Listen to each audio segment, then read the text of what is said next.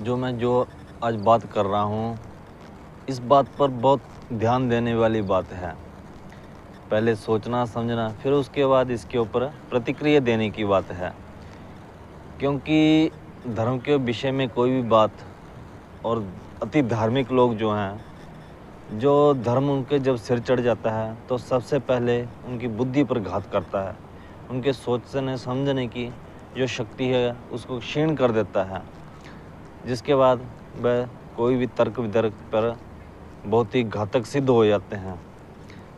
अक्सर ही आपने कई बार देखा होगा, जो अति धार्मिक लोग हैं वो बहुत जल्दी भड़क जाते हैं। अगर आप धर्म के बारे में कुछ बात करोगे और सत्यों को जानते हुए भी वो उस चीज़ को बहुत बुरे तरीके से डिफेंड करने लग जाते हैं।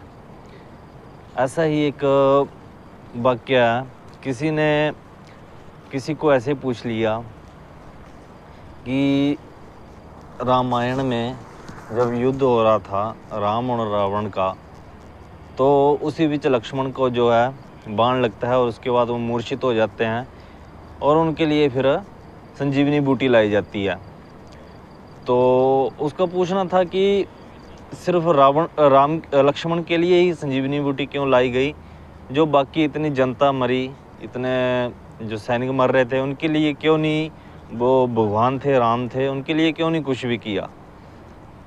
तो इतने में जवाब आता है कि हाँ, क्या जब तेरे बाप की शादी थी तो बारात में गया था, तो तेरी इतने बराती थे तो तेरे बाप को ही क्यों तेरी माँ मिली, ऐसे ऐसे मतलब कि ऐसा कुछ उल्टा सा उसका जवाब था। तो ये होता है कि अति धार्मिक लोग, जो धार्मिक कट्टर लोग होते हैं, वो अपने सोचने समझने की और जवाब देने की ऐसी जो अपनी बुद्धि खो देते हैं।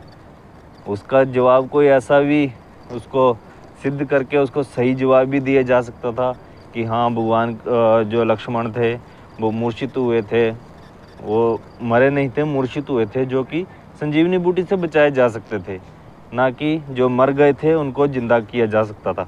कुछ ऐसा कोई तर्कशील जवाब दिया जा सकता था।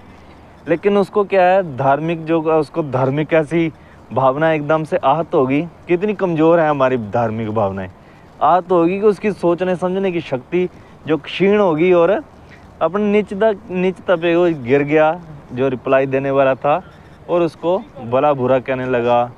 उसकी मतलब कि अपनी पूरी बुद्धि उसने सोचने समझने की क्षीण खो दी। यही है, धार्मिक भावना इतनी कमज़ोर है कि एकदम से आहत हो जाती हैं।